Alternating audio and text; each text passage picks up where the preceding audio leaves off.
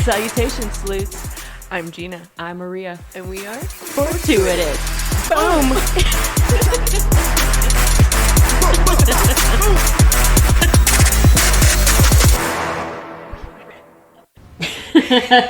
To deter her from talking to you.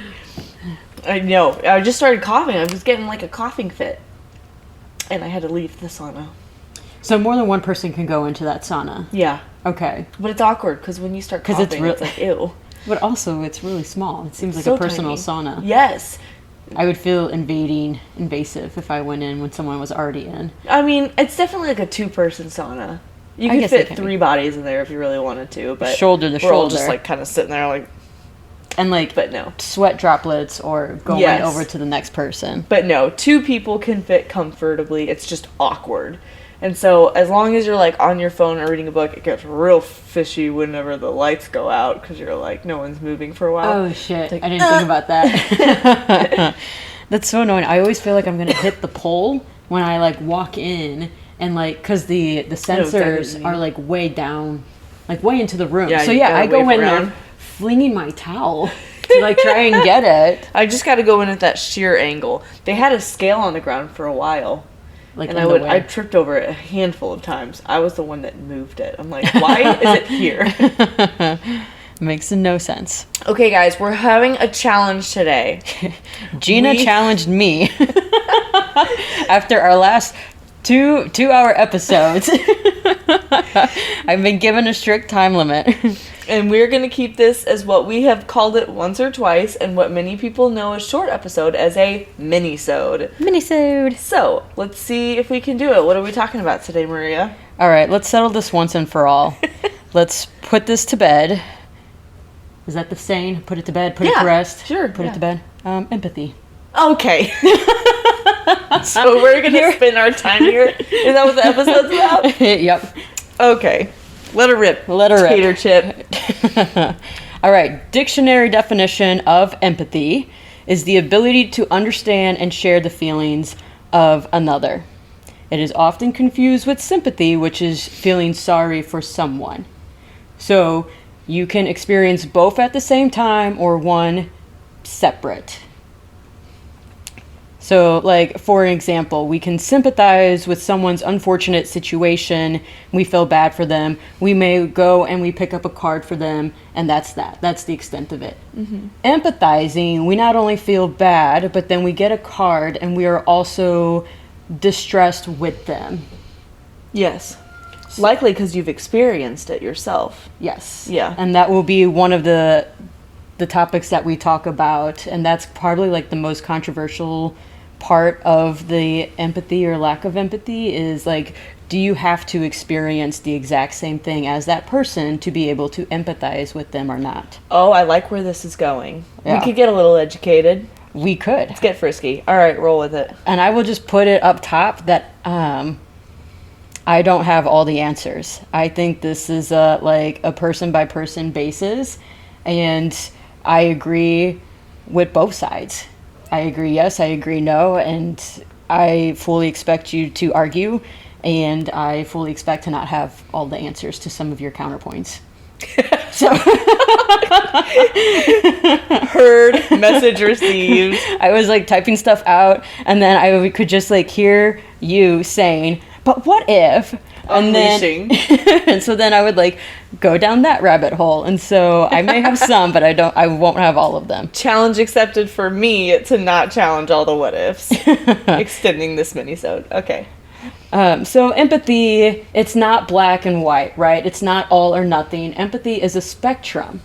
So you can have just like a little bit of empathy and still be considered empathetic. You don't have to be full-fledged, holding the flag, empathetic as fuck to the max to be considered empathetic. Okay. It's a spectrum, and it can depend on the person or the situation. Just because you're not empathetic towards a certain person doesn't mean you're not empathetic at all. So the feeling can be a feeling, but maybe it wouldn't be good to say, I'm a little empathetic to you. Is this with the specific example? Yeah. Because if you're like, you're a little empathetic, I don't think the person that wants your empathy is going to appreciate take that very well. I am only 20% empathetic Yeah, like to you. I kind of get it, so I'm very empathetic. Like, or I kind of get it, so, or I don't know. I totally get it, but I'm a little empathetic. I don't know either way. Yeah, but no one's going to say I'm only slightly empathetic to your situation. Right. Right. Unless you're a dickhead. Before we get into this, just so you know, I don't fully empathize with you. We're going like 80-20 here. 80 sympathy, only 20 empathy. But, and it's like, some days you can be empathetic and some days you can lack it. But that doesn't make you a non-empathetic person. Okay. And then you can have empathy for an X amount of time for a situation, but then you can, over time, lose patience and lose the empathy. Doesn't mean you were never empathetic. We will get into it. There are 3 types of empathy also. So some people are better at others and kind of lack in the other department, and vice versa. So just because your strong suit is one doesn't make you unempathetic because you don't experience all 3 of these. So the first one is cognitive empathy. So that's the ability to understand and share in another person's thoughts, feelings, or experiences. Emotional intelligence is required for this one because you have to have the capacity to think about what someone else may be thinking or feeling. Oh. Meaning putting yourself in their shoes. Oh, yeah. Okay. That's the high level one of that, cognitive. Is that a noun? Can I be a cognitive, empathetic person? Am I saying that right? I just think you can display cognitive empathy. Empathy? Empathy.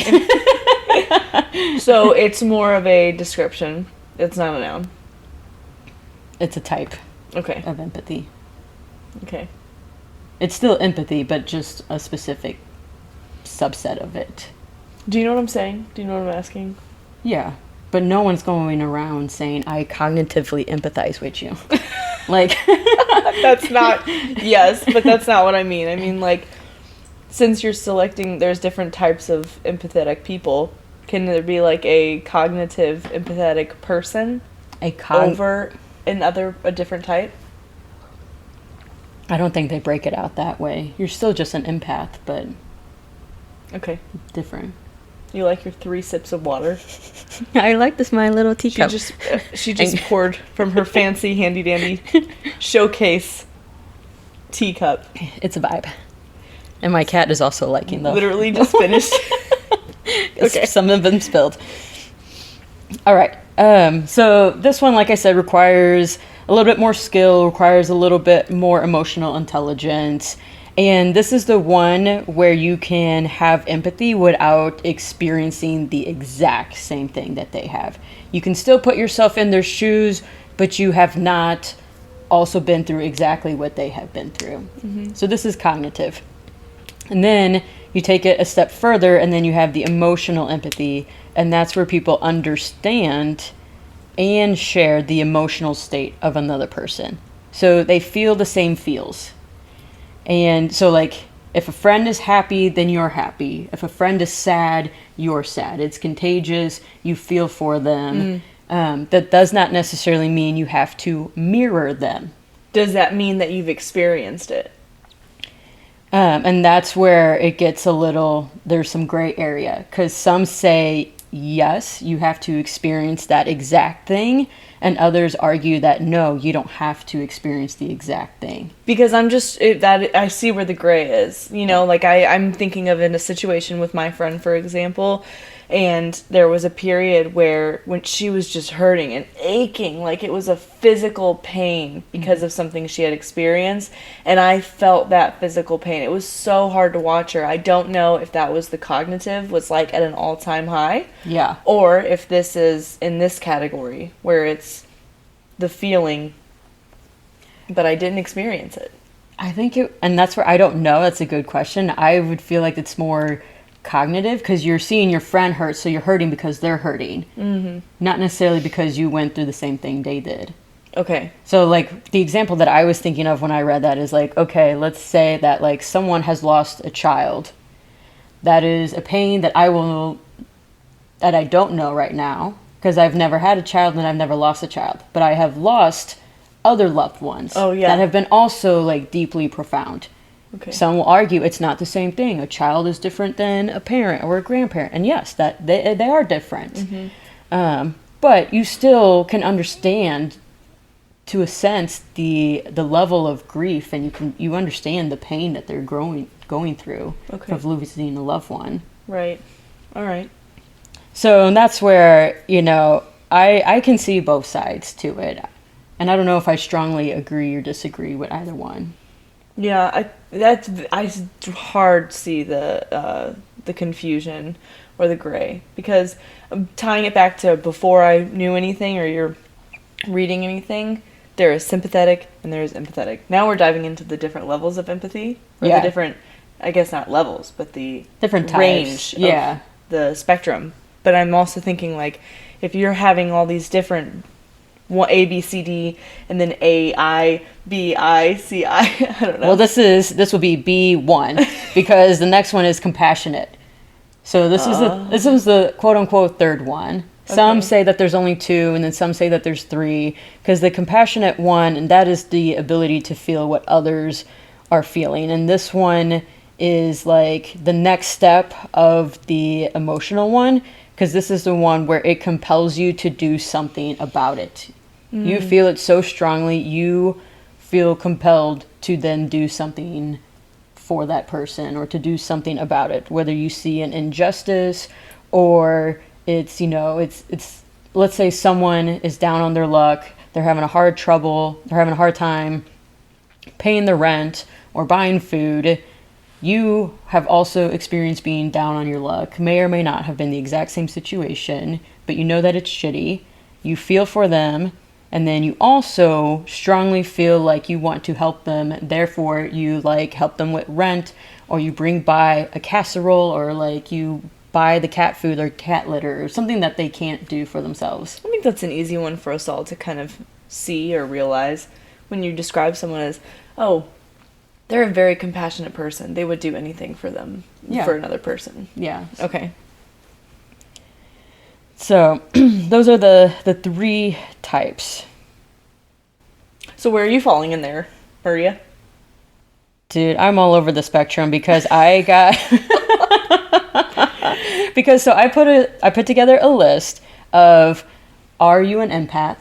There's multiple signs that you are an empath. And then I did the counter and signs that you lack empathy. And spoiler alert, I checked off boxes in both. Well, so I think it depends on the day and the person and how I'm feeling.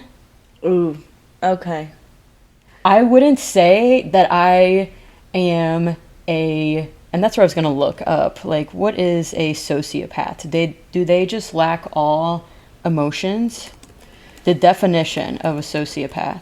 All right, well, while you find that, the personal experiences and the level of bandwidth one has, I think, is a very fair game for the level of empathy that they'll have on said day. Just basically what you just said, but just reiterating it in Gina terms, how your brain processes it. Yeah, I mean, it's a very fair point, because you're going through your own shit and you feel for them. I think that's when you're teetering on the first one for more of sympathy. I don't know. That's where the more I dove into it, then the blurrier things got. The more you learned, the more you didn't know. Yeah. It's God damn. This is supposed to be really easy, and now you can go really deep with this. So trying to keep it high level. All right, what's a sociopath? So a sociopath is someone who has antisocial personality disorder. It's a mental health condition, and it involves a consistent disregard for social norms and the rights of others, including lack of empathy. You add your manipulative behavior and irresponsible behavior. So I would say it's not an exact opposite of an empath, but you could, for the sake of the name of the episode so that it rhymes, empath or sociopath. No. Don't get it confused. Titles. There is no exact opposite of an empath. I looked it up. there are some like you could say someone is like a narcissist, or you could say that they're heartless, they're apathetic, callous, but there is no exact opposite of an empath. But a sociopath does show a bunch of the signs of the lack of empathy. Whoa. There's no opposite to empathy? Isn't that just not empathetic? It can be unempathetic. Yeah. Unempathetic, or like apathy is used to, you know. What's define apathy?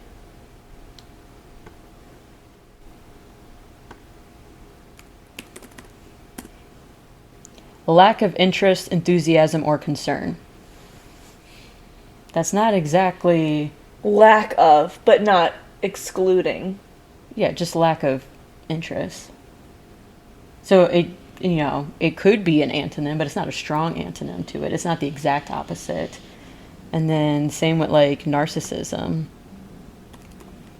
Because I'm just thinking of any of the times that, for an example that we've talked and you're like, I hear them, but get over it. It's like, where does that fall? Is that the low maintenance bandwidth day? Or in the grand scheme of things, you genuinely doesn't matter the day, doesn't matter the period of your life, you don't see why they need to act a certain way. No, and so I looked it up. Can you have empathy and lack patience? And yes, you can. They are completely independent of each other. You can be empathetic towards someone without necessarily being patient with them. And I don't think that it's that I'm impatient with them right away, right? Of course. I'm empathetic and feel for them in that moment. But I have a low threshold of the patience. So are we saying that empathy has a bit of a time limit? It can, yeah, because let's say someone broke up with someone and it is a year later and they are still in rock bottom basement and they are depressed, and I know, right? And they're still like, woe is me, and they will just not get over it after a year. I've lost patience after the third month, if that. And at this point, I lack empathy. Mm-hmm. So it can run out. Yeah, that's fair. Because in the beginning of that, you are hitting all A, B, and C. Right. You are feeling their pain. You understand. You want to help and do stuff. Take them out with you. Buy them a shot. That's the compassionate part, whatever. Sit and grieve with them. Watch the movies. Right. And, you've probably experienced a breakup, so, you're feeling the feelings. Yep. But it can run out. I would wholeheartedly second that one. Yeah, it can, and it's not, I don't think it's a problem if it does. But would I ever abandon them? Depends on the person. A close friend? No. An acquaintance? Yeah, that's a Debbie Downer. That's a gray cloud over there. I've tried to help. If people want help, or people will not accept help if they don't really want it. Yeah. Ooh, empathy for an acquaintance. How do you handle that? I could open up a can of little worms. How much more you got? So now I'm just at the signs of empathy and then the signs of lack of. Okay. So this licensed marriage therapist, she says that, quote, empaths have a higher sensitivity to outside stimuli such as sounds, big personalities, and hectic environments. I know, I did the same thing. Cleo will come by and drink the water. Sorry, continue. Okay, go ahead. She says they bring a lot of heart and care to the world and feel things very deeply. So I feel like I can relate to that. I feel the feels a lot. So that is one box that checks it off. And I'm sensitive to stimuli. I get overstimulated easily. Can you pour me one too, please? Yes. Pause for tea time. And my little teacups. Oh my god. Sorry. Thought I'd give you one extra sip for there. Cheerios, mate.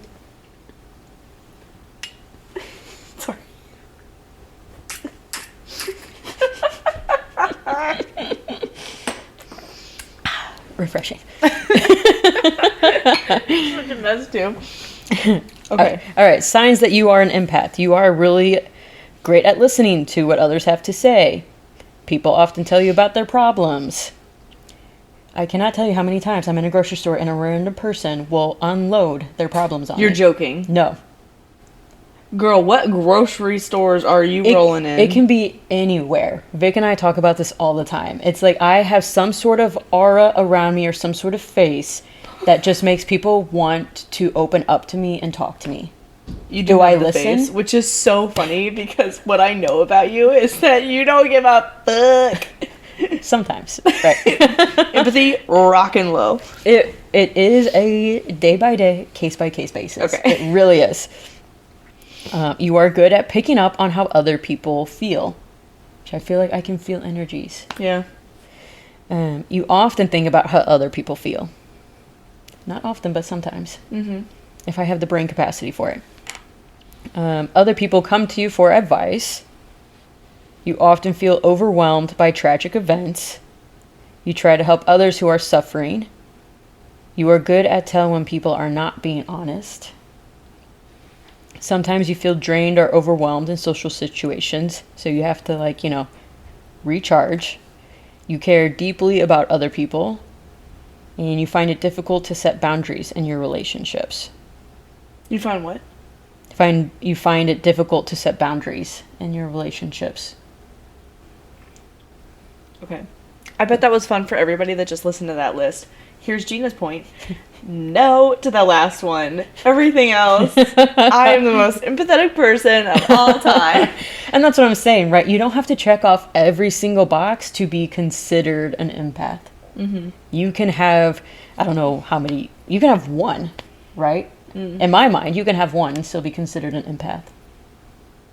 You don't need to check off really? all of them. Bold. That's bold. That's what I think That's so. a stretch, if you will. Hold But- on to slim pickings there.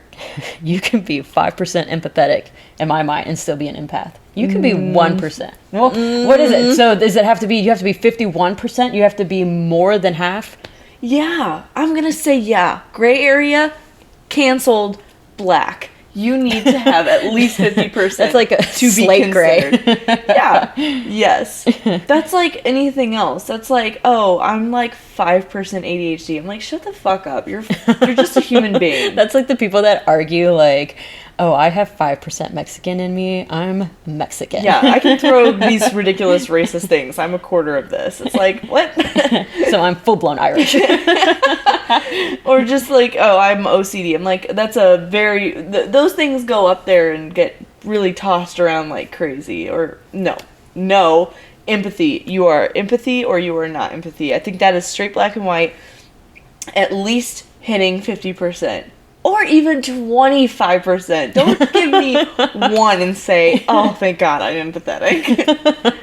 That's like saying the very last one. You check off the very last one. Oh, I also struggle with that, with setting boundaries in my relationship. I'm empathetic. No, fuck off. You've got to hit a few. No, Wait, pause. Because if you, like when we did that book with all the quizzes, it always said, if you check off 5 or more, it would say something like that. If you check off X amount or more, it would fall under that category. You have to hit, I think, at least 5 or more. But period. Okay, so that's you. I think that, and that's where the more I thought about this, the more I was like, fuck, I don't know. I'm not empathetic. No, I would still say that I'm empathetic, but I don't think that you can define it. I don't think you can give it a percentage because again, it's a spectrum, it's fluid. Some days you can be and some days you cannot be. Empathy is well described as fluid. I think that I agree with that. That's a really good way of putting it, but no, I think you're empathetic or not. Some days a little less than others, but I think a lot of these go hand in hand. I think you have a hard time of just being one of these except for that last one. If you don't experience all of those except for that last one, per your example, you find it difficult to set boundaries, then you're just a doormat, all right? It's not like you're an empath. But I think if you have one Wait, of if you these... set all of those, you're a doormat? No, if you don't have any of these and just the last one, Oh. just like your example, Yeah. then I would consider that a doormat and not an empath. Okay. All right, let's move on to signs you lack empathy. 1, an inability to understand others. You struggle to understand other people's feelings, problems, or life situations. Understand. Understand. Okay. 2, difficulty regulating emotions. Someone who lacks empathy often has a hard time understanding or regulating their own emotions. I'm like, bitch, who the fuck doesn't? I don't like that one. That makes me feel like I'm You're a sociopath. I'm unable to control my emotions. Girl, I'm on my period. All right, I'm hormonal. I'm on birth control. I punch holes in walls. Like, if there's any glaring one that I check off, that is this one, regulating my own emotions. Call us all a little bit not empathetic. Right, like no one... I even looked it up. Is it possible to be too empathetic? And the answer is yes. You can be too empathetic. Really? Yes.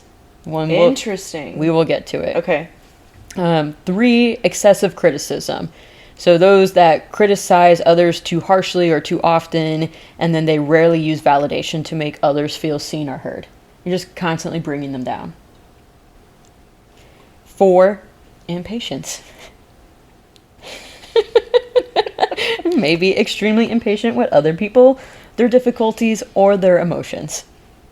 And that is where I'm like, Maria, you lack empathy, because you are checking off a box that... Right, quote unquote. But to your argument, just because you check off one box does not mean that you totally lack the empathy. So we're agreeing that this is a fluid thing. It is day to day. You can check off a little column ABC on one day and a little column ABC one day.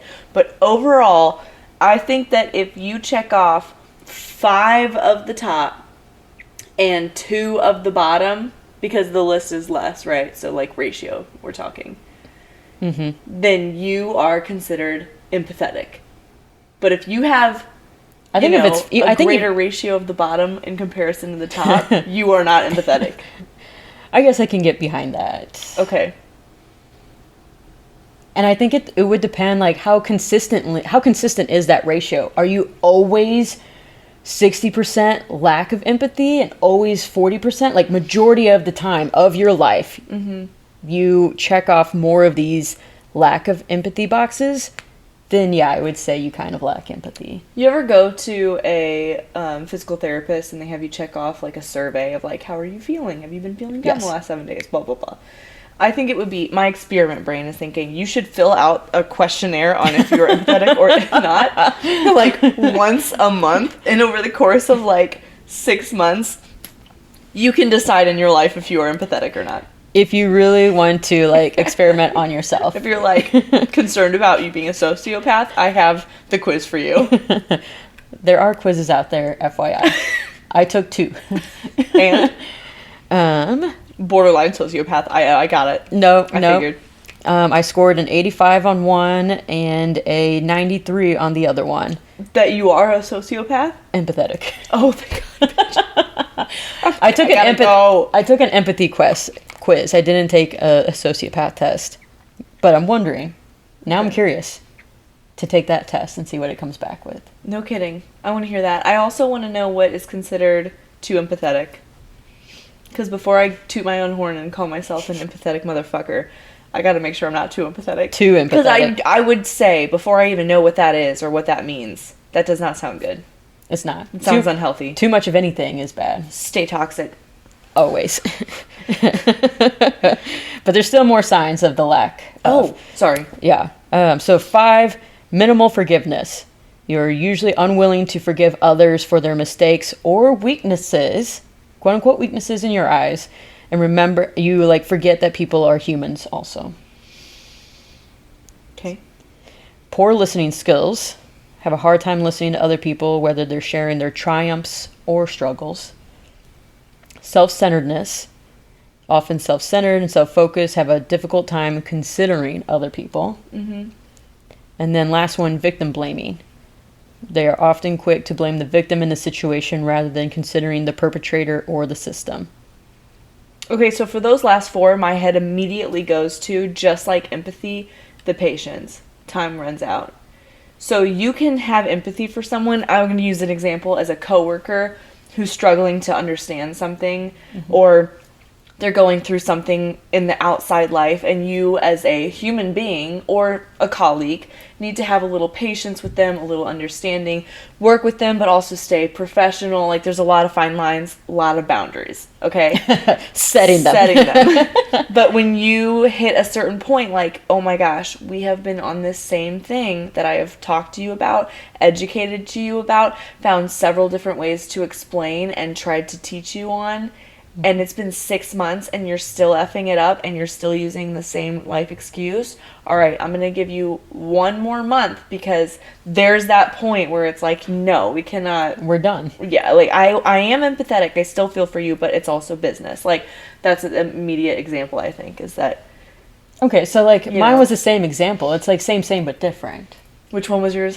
Where it's like, where I was empathetic, but then, okay. And that's where I think it just like depends what your time threshold is, your patience threshold is. Because, everybody has their own experiences, their own life, their own timelines, regardless of what it means or what that implies. But you cannot be tied to one else's timeline.